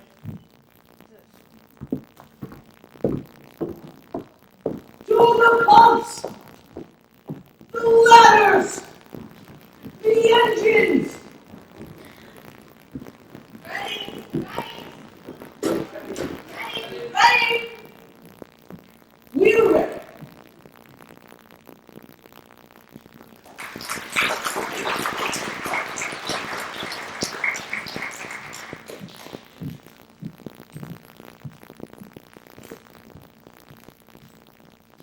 You can see, can't you, Mrs. Netling? I haven't time now. No time to think about the dead. I told you, go see my lawyer.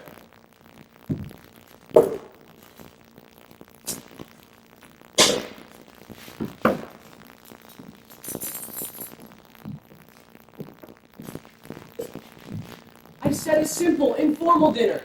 What's that idiotic candelabra for? But Mr. Beaterman, we always have that. I said simple, informal. No ostentation. Finger bowls. Knife rests.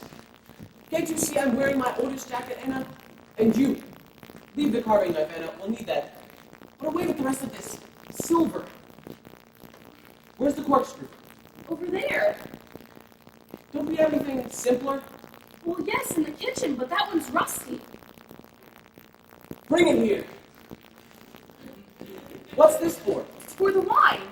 Silver? Do we always use this too? We're going to need it, Mr. Beaterman. Humanity, brotherhood. That is what we need. Away with that thing. And what are those, will you tell me? Napkins? Damaged napkins?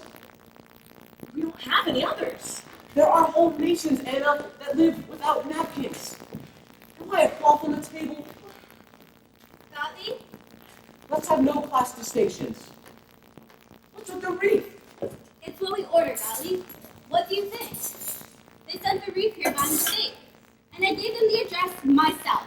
Neckling's address. I wrote it down even. And the ribbons and everything. They've got it all backwards. What's wrong with the ribbon? And the clerk says she sent the bill to Mrs. Neckling. To our dear departed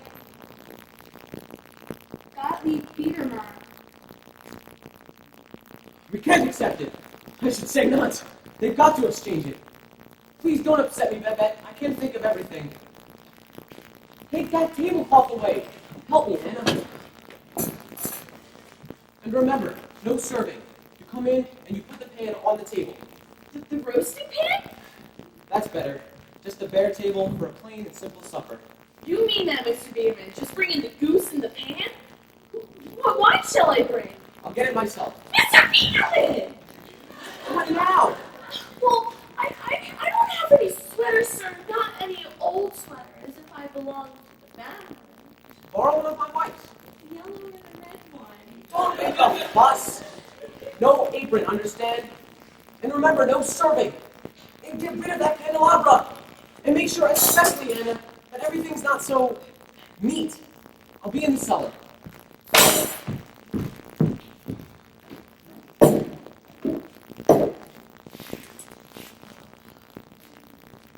Be sure, especially Anna, that everything's not so neat. How's that?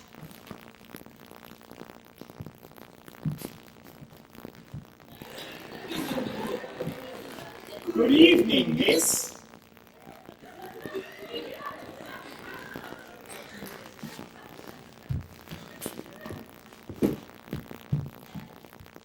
Why no sawdust? Confiscated. Precaution. Police measure. They're picking up anybody who sells their own sawdust without written permission. Precautions all over the place. Have you got the matches?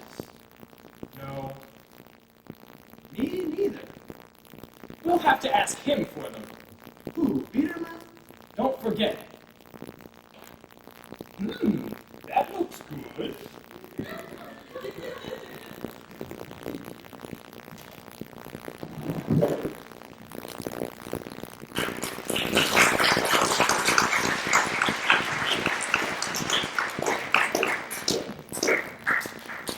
You think what you like about me, gentlemen, but just answer one thing. I say to myself, as long as they're laughing and drinking, we're safe. The best follows out of my cellar. I tell you, anyone that told me a week ago, when did you guess they were arsonists, gentlemen? This thing doesn't happen the way you think. It comes on slowly at first. Then sudden suspicion. Though I was suspicious at once. One's always suspicious.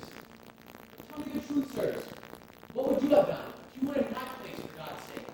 And when? When would you have done it? At what point? I must go back up.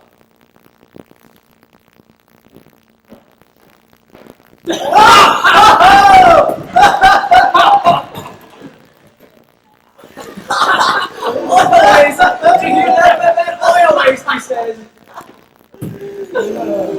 What's funny about it? Oil waste, you know what that is? Yes. You have no sense of humor, Babette. Alright then, explain it. Alright, this morning, Willie told Seth to go out and get some sawdust. Sawdust, get it? And just now, when I asked Seth if he got any, he said he couldn't find any sawdust. He got some oil waste instead. And Willie says oil waste burns better. I understood all that. You did? What's funny about it? Let's drink, man. Is that the truth, Mr. Schmitz? Did you bring oil waste up to our attic? Oh, this'll kill you, Babette. We even measured the fuse together, Willie and I. The fuse? The time fuse. Seriously, what does this mean? Seriously? To hear that seriously? No, don't let them kid you, Babette. I told you, our friends have their own way of kidding. Different company, different jokes, I always say. All we need now is to have them ask me for matches. These gentlemen took me for some milk toast, for some dope without humor. Proceeds. Proceed. Proceed. Proceed to our friendship. We're not doing any serving tonight, gentlemen. Just help yourselves. I can't eat anymore. Don't restrain yourself, Seth. You're not in the orphanage anymore. Your goose is wonderful, madam. Let's hear it. Roast goose and stuffing. Now all we need is a tablecloth. You hear that, Gottlieb? We don't have to have one. Anna! But, you know, one of those tablecloths. Wait, damn it. With silverware on it. Great. One of those tablecloths. Flowers. A white floral pattern. Of course, we don't have to have one.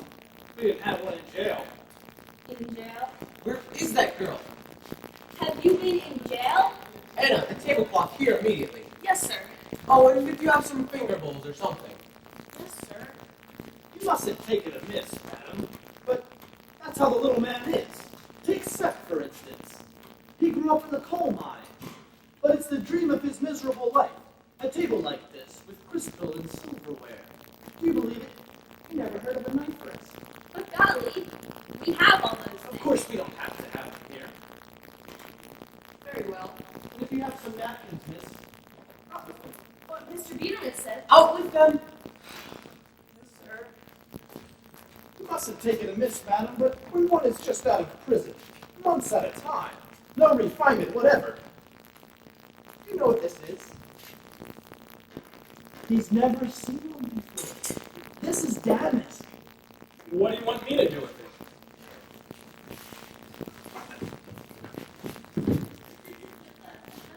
There. Where the knife rest, Anna?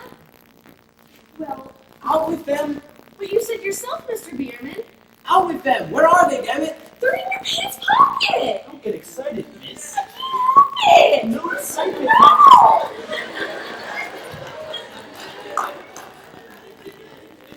It must be the wind. Drink up, friends.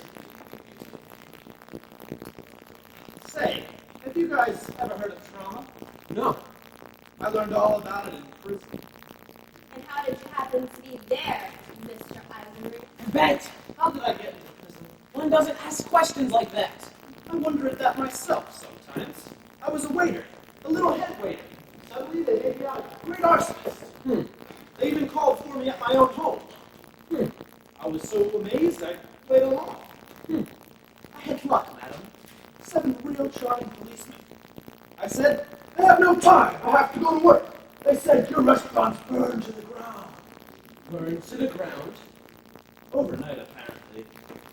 Burned to the ground? Fine, I said. Then I do have time. That was all that was left of the place. Just a black, smoking hole. I saw as we drove by. Through the windows, you know. Windows they have in those prison guys. Large, little windows. And then, as I was sitting in the police station fiddling with my handcuffs, guess who they brought in? That one there! Proceed, Seth! Proceed, Willie! And then? Are you a firebug, they asked him, and offered him cigarettes. He said, "Excuse me, Mr. Commissioner, but I have no matches. Although you think I'm a firebug." Froze it, Willie. Proceed, Seth.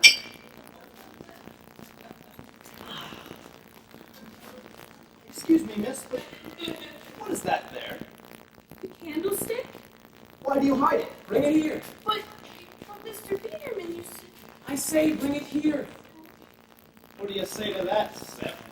They have a candlestick and they hide it. A real golden candlestick. What more could you want? Have you a match? Me? No. Sorry, Mr. Biederman. No matches.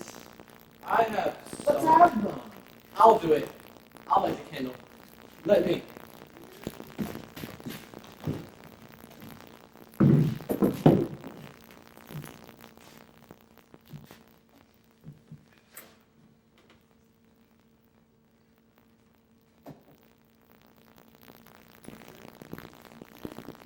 They can't find any more good matches these days.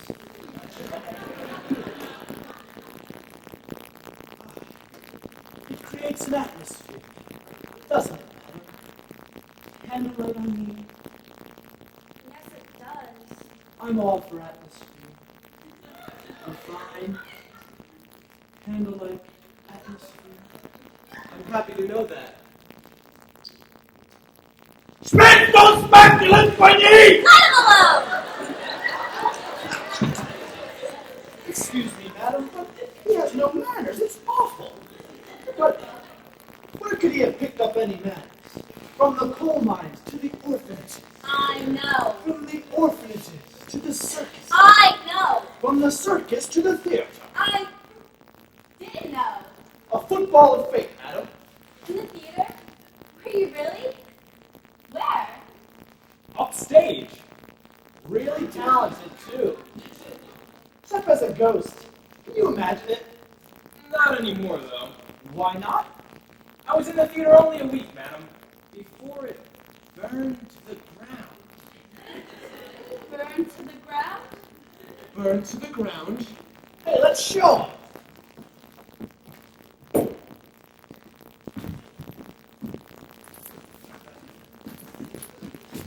Now, doesn't he look like a ghost?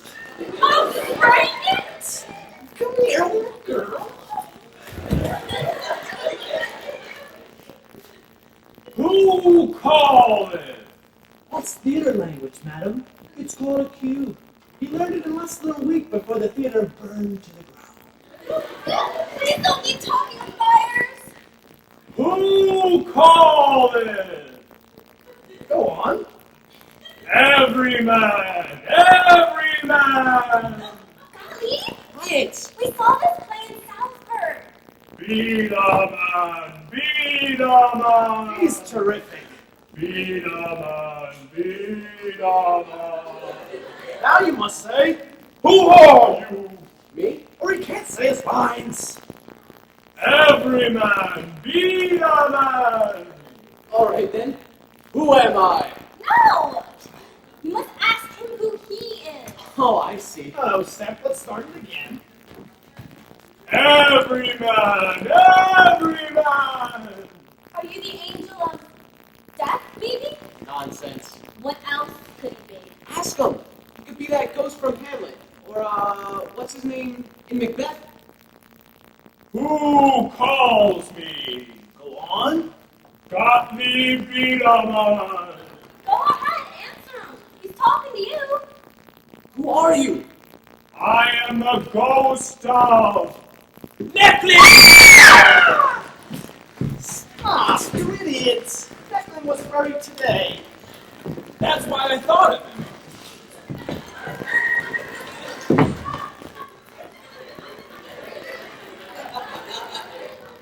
It's not Declan, madam. It's sad.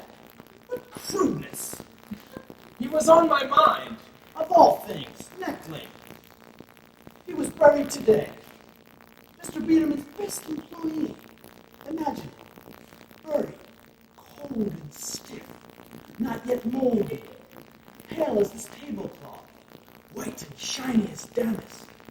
Of all things, to go in that Neckling. Honest to God, madam, it's Seth. It's not Neckling at all. I'm sorry. Let's sit down.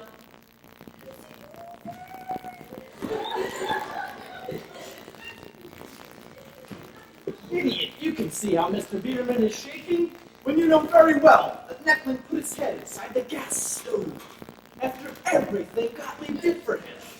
He gave this Neckling a job for 14 years, and that is his thanks? Let's not talk about it. And this is your thanks for the food?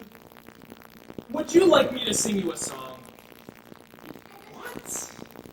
Fox, you stole that lovely goosey. Fox, you stole that lovely goosey. Give it back again. That's enough. Give it back again.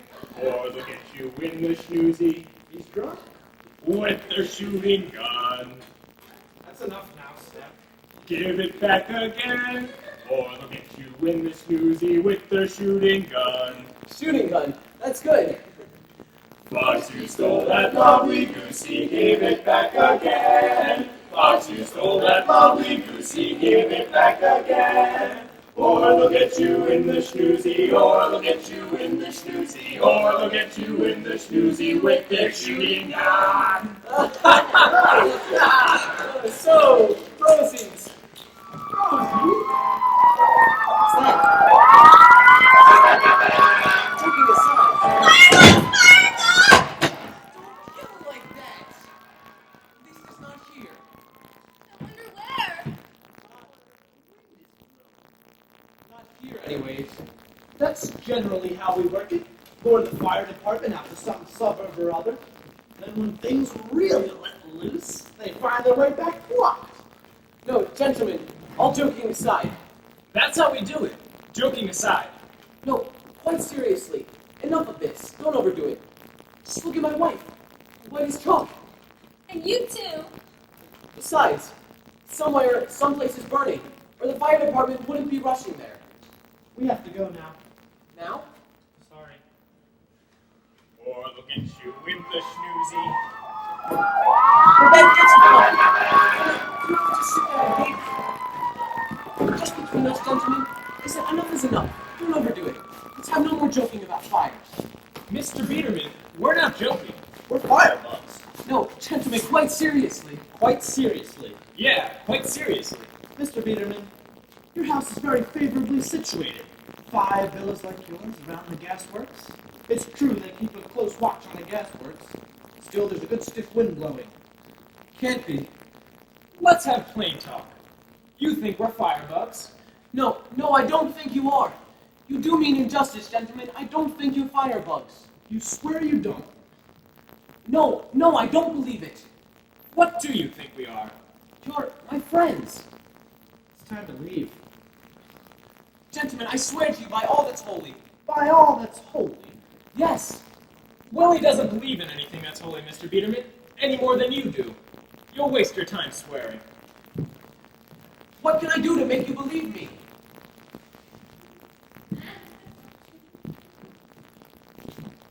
Give us some matches. Some. We have no more matches. If you want me to. If you don't think we're firebugs. Matches? To show your belief in us, he means. See how he hesitates? Shh. Not in front of my wife. Your coffee will be ready in a minute. Must you go?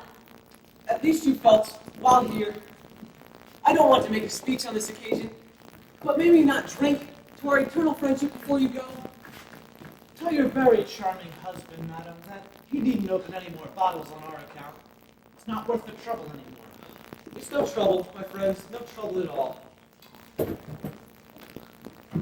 Seth, Willie, my friends.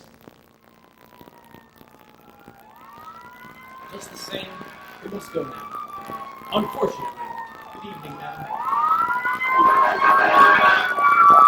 Just one thing. What is it? I mentioned it to you before. Anything at all, just name it. The matches. Why? What is it, Anna?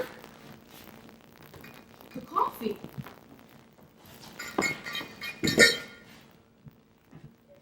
Anna, you're all upset. Well, you see, Mrs. Biederman, back there, well, the whole sky, you can see from the kitchen, the whole sky's burning. I'll be right back.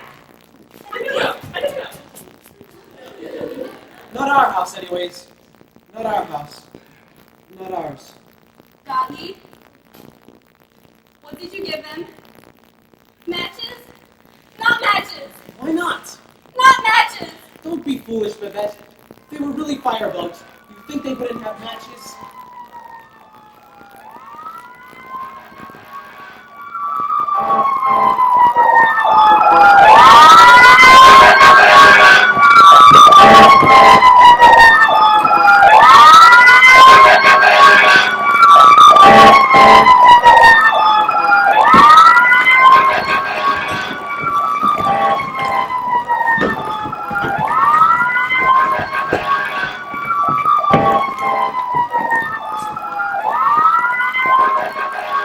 Useless, quite useless, and nothing more useless than this useless story.